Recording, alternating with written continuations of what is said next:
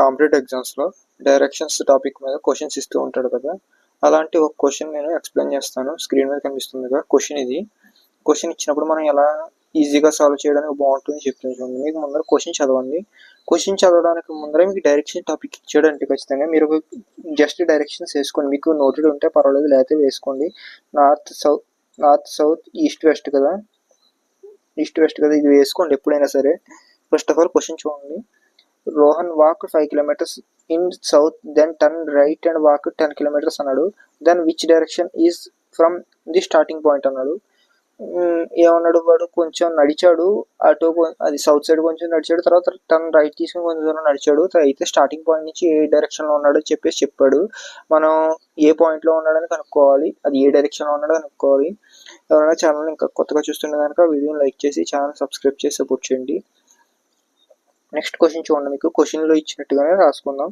Rohan 5 kilometers walk in south side అంటే మన starting point ఎప్పుడైనా సరే మనం మీరు ఇక్కడ మ్యాప్లో చూసారు, ఇక్కడ ఈ పాయింట్ నుంచి తీసుకోవాలి.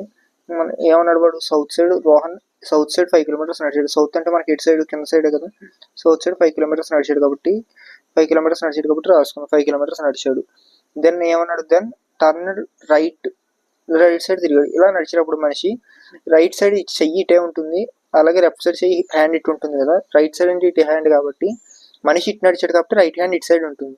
రైట్ హ్యాండ్ ఇటు సైడ్ ఉన్నప్పుడు ఇటు తిరిగాడు, టర్న్ రైట్ అన్నాడు, మనిషి ఇటు తిరిగాడు.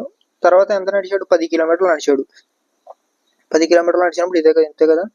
సో ఇప్పుడు మనకి వాడు ఏమన్నాడు, which direction is he from the starting point.